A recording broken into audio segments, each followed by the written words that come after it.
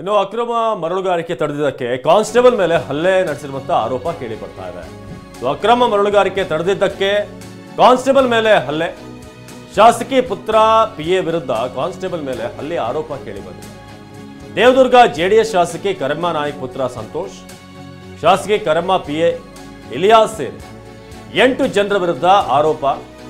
ಮರಳುಗಾರಿಕೆಯನ್ನ ತಡೆಯೋಕೆ ಹೋದಂತ ಕಾನ್ಸ್ಟೇಬಲ್ ಮೇಲೆನೆ ಹಲ್ಲೆ ಮಾಡಿದ್ದಾರೆ ಅಂತ ದೇವದುರ್ಗ ಠಾಣೆ ಕಾನ್ಸ್ಟೇಬಲ್ ಹನುಮಂತರಾಯ ಮೇಲೆ ಹಲ್ಲೆ ಮಾಡಿರುವಂತಹ ಆರೋಪ. ಅಕ್ರಮ ಮರಳುಗಾರಿಕೆ ಮಾಡ್ತಾ ಇದ್ರು, ಇವರು ಸಾಗಿಸ್ತಾ ಇದ್ರು ಟ್ರ್ಯಾಕ್ಟರ್ನಲ್ಲಿ. ಸೊ ಅದನ್ನ ಪ್ರಶ್ನೆ ಮಾಡಿದ್ರು, ಅದನ್ನ ತಡೆದಿದ್ರು ಕಾನ್ಸ್ಟೇಬಲ್. ಸೊ ಟ್ರ್ಯಾಕ್ಟರ್ ತಡೆ ಹಿಡಿದ ವಿಚಾರಕ್ಕೆ ಶಾಸಕಿ ಪುತ್ರನಿಂದ ಫೋನ್ ಕರೆ, ಒತ್ತಡಕ್ಕೆ ಮಣಿಯದೆ ಟ್ರ್ಯಾಕ್ಟರ್ ಠಾಣೆಗೆ ತಂದು ಪರಿಶೀಲನೆ ನಡೆಸಿದ್ದಕ್ಕೆ ಇದೇ ವಿಚಾರಕ್ಕೆ ಕಾನ್ಸ್ಟೇಬಲ್ ಕರೆಸ್ಕೊಂಡು ಹಲ್ಲೆ ಮಾಡಿರುವಂತಹ ಆರೋಪ ಕೇಳಿ ಬಂದಿದೆ. ಪ್ರವಾಸಿ ಮಂದಿರದಕ್ಕೆ ಕರೆಸ್ಕೊಂಡು ಹಲ್ಲೆ ಮಾಡಿಸಿರುವಂತಹ ಆರೋಪ ಈಗ ಕೇಳಿ ಬಂದಿರೋದು. ಇವರು ಫೋನ್ ಮಾಡಿದ್ರು, ನಾನು ಕುಂದ್ರದಿಲ್ಲ. ಇವ್ರು ಫೋನ್ ಮಾಡಿದ್ರ, ನಾನು ಅವ್ರಿಗೇನು ನಾನು ಬರೋದಿಲ್ಲಪ್ಪ, ನೀ ಬಂದ ಮಾತಿಗೆ ಅಂದಿನ ಅಣ್ಣ ಬರ್ತಾಳೆ ಅಂದಿಲ್ಲ. ಏನ್ ಕಳ್ಕೊಂಡಿದ್ರಿ ಇವ್ರು? ಏನು ಇವ್ರಪ್ಪನ ಆಸ್ತಿ ತಿಂದಿದ್ರು ನಾನು ಏನದ ಅಲ್ಲ. ತಿಮ್ಮಪ್ಪ ಗೌರಿ ಮೀನು ಸಾಕಣೆ ಮಾಡಿ ವರ್ಷಕ್ಕೆ 5 ಲಕ್ಷ ಗಳಿಸ್ತಿದ್ದಾರೆ. ನೀವು ಕೂಡ ಅವರಿಂದ ಕಲಿಬೇಕಾ? ಅವ್ರ ಜೊತೆ ವಿಡಿಯೋ ಕಾಲ್ ನಲ್ಲಿ ಮಾತಾಡ್ಬೇಕಾ? ಈಗಲೇ ಫ್ರೀಡಮ್ ಆಪ್ ಡೌನ್ಲೋಡ್ ಮಾಡಿ. ಪೊಲೀಸ್ಗೆ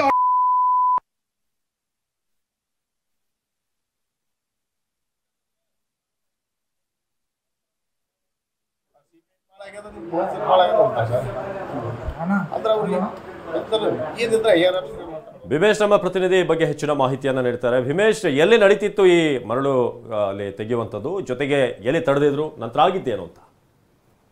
ಅವಿನಾಶ್, ದೇವದುರ್ಗ ತಾಲೂಕಿನ ಕೃಷ್ಣಾ ನದಿ ತೀರದಲ್ಲಿ ಈ ಅಕ್ರಮ ಮರಳುಗಾರಿಕೆ ನಡೆಯುತ್ತೆ ಅನ್ನುವಂಥದ್ದು ಈ ಹಿಂದೆ ಕೂಡ ಆರೋಪ ಇರುವಂತದ್ದು. ಅದೇ ರೀತಿ ನಿನ್ನೆ ಕೂಡ ಟ್ರ್ಯಾಕ್ಟರ್ ನಲ್ಲಿ ಅಕ್ರಮ ಮರಳು ಸಾಗಾಟ ಮಾಡ್ತಾ ಇದ್ರು ಅಂತ ಆರೋಪ ಮತ್ತು ಸಂಬಂಧಪಟ್ಟಂತ ಮಾಹಿತಿ ಮೇರೆಗೆ ಹನುಮಂತರಾಯ ಅಂತಕ್ಕಂಥ ದೇವದುರ್ಗ ಠಾಣೆಯ ಪೊಲೀಸ್ ಕಾನ್ಸ್ಟೇಬಲ್ ಏನ್ ಮಾಡ್ತಾರೆ, ಟ್ರ್ಯಾಕ್ಟರ್ ನ ತಡಿತಾರೆ. ನಂತರ ಠಾಣೆಗೆ ಕರ್ಕೊಂಡ್ ಠಾಣೆಗೆ ಟ್ರ್ಯಾಕ್ಟರ್ ನ ನಿಲ್ಲಿಸಿ ಆ ಬಗ್ಗೆ ಪರಿಶೀಲನೆ ಮಾಡುವಂತ ಸಂದರ್ಭದಲ್ಲಿ ಒಂದು ಫೋನ್ ಕಾಲ್ ಬರುತ್ತೆ. ಇದಾದ ಬಳಿಕ ನಾನು ಪ್ರವಾಸಿ ಏನು ಮಂದಿರ ಏನಿದೆ ಅಂದ್ರೆ ಐಬಿ ಏನಿದೆ, ಐಬಿ ಹೋದಂತ ಸಂದರ್ಭದಲ್ಲಿ ದೇವದುರ್ಗ ಶಾಸಕಿ ಕರೆಮ್ಮ ಅವರ ಪುತ್ರ ಸಂತೋಷ್ ಜೊತೆಗೆ ಅವರ ಪಿಎ ಇಲಿಯಾಸ್ ಇದ್ರು ಅನ್ನೋ ವಿಚಾರವನ್ನ ಪ್ರಸ್ತಾಪ ಮಾಡ್ತಾ ಇರುವಂತದ್ದು. ಖುದ್ದು ಆ ಹಲ್ಲೆಗೊಳಗಾಗಿರುವಂತಹ ಏನು ಹನುಮಂತರಾಯ ಇದ್ದಾರೆ ಅವರೇ ಹೇಳ್ತಾ ಇರುವಂತದ್ದು ಯಾವ ರೀತಿ ಘಟನೆ ನಡೀತು ಅನ್ನುವಂಥದ್ದು. ಅಲ್ಲಿ ಹೋದಂತ ಸಂದರ್ಭದಲ್ಲಿ ಆ ಐಬಿಯ ಒಂದು ಡೋರ್ ಅನ್ನ ಹಾಕಿ ನನ್ನ ಮೇಲೆ 8 ಜನರು ಹಲ್ಲೆ ನಡೆಸ್ತಾರೆ ಅನ್ನುವಂತ ವಿಚಾರವನ್ನ ಖುದ್ದು ಪ್ರಸ್ತಾಪ ಮಾಡ್ತಾರೆ, ಆರೋಪ ಮಾಡ್ತಾರೆ. ಈ ಸಂಬಂಧಪಟ್ಟಂತೆ ಪೊಲೀಸರ ವರ್ತನೆ ಸರಿ ಇಲ್ಲ, ಮತ್ತೆ ಇದು ಪ್ರೀ ಪ್ಲಾನ್ ಆಗಿ ಈ ರೀತಿ ಟ್ರ್ಯಾಪ್ ಮಾಡಲಾಗಿದೆ, ನನ್ನ ಮತ್ತು ನನ್ನ ಕುಟುಂಬದ ವಿರುದ್ಧ ಈ ರೀತಿ ಕುತಂತ್ರ ರೂಪಿಸಲಾಗಿದೆ ಅಂತ ಹೇಳಿ ಆರೋಪಿಸಿ ಕರೆಯಮ್ಮ ಅವರು ಏನಿದ್ದಾರೆ ಶಾಸಕಿ ಅವರು ಕೂಡ ನಿನ್ನೆ ತಡರಾತ್ರಿ ಪ್ರತಿಭಟನೆ ಮಾಡಿದಂತವ್ರು ಬೆಳಗಿನ ಜಾವದವರೆಗೂ ಪ್ರತಿಭಟನೆ ಮಾಡಿದರೆ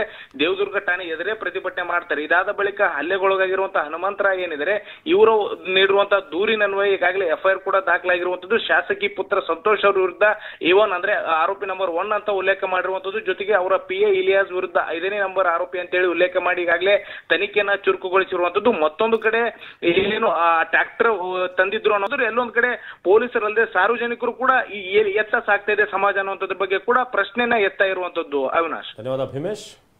ಕೊಟ್ಟಿದ್ದಾರೆ ಏನು ಹಲ್ಲೆಗೊಳಗಾಗಿರುವಂತಹ ಹನುಮಂತರಾಯ ಇದ್ದಾನೆ, ಈತ ಮತ್ತು ಈತನ ಜೊತೆಗೆ ಇನ್ನೂ 4 ಜನ ಕಾನ್ಸ್ಟೇಬಲ್ ವಿರುದ್ಧ ಕೌಂಟರ್ ಕೇಸ್ ಅನ್ನು ಕೂಡ ಅವರು ಬುಕ್ ಮಾಡಿದ್ದಾರೆ. ಆದ್ರೆ ಈ ಸಂಬಂಧಪಟ್ಟಂತೆ ಕೂಲಂಕುಷವಾಗಿ ನಾವು ಪರಿಶೀಲನೆ ಮಾಡಿ ತನಿಖೆ ಕೈಗೊಳ್ತಾ ಇದೀವಿ ಅಂತ ಹಿರಿಯ ಅಧಿಕಾರಿಗಳು ಹೇಳ್ತಾ ಇದ್ದಾರೆ. ಎಲ್ಲೊಂದ್ ಕಡೆ ಅಕ್ರಮ ಮರಳುಗಾರಿಕೆ ಪೊಲೀಸ್ ಇಲಾಖೆಯನ್ನೇ ಒಂದು ರೀತಿಯಲ್ಲಿ ಬೇಟೆ ಆಡ್ತಾ ಇದೆ.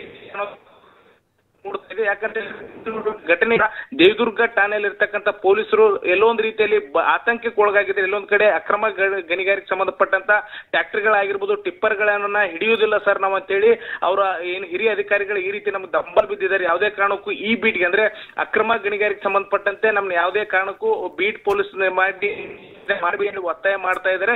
ಈ ಮಟ್ಟಿಗೆ ಠಾಣಾ ಸಿಬ್ಬಂದಿ ಹೆದರಿಕೆಯನ್ನ ಏನು ಆತಂಕಗೊಂಡಿದ್ದಾರೆ ಅಂತ ಹೇಳಿ ಹೇಳಿದ್ದಾರೆ ಅಂತ ಹೇಳಿ ಈಗಾಗಲೇ ಪೊಲೀಸ್ ಅಧಿಕಾರಿಗಳು ಕೂಡ ಈಗಾಗಲೇ TV9ಗೆ ಮಾಹಿತಿ ನೀಡಿರುವಂತ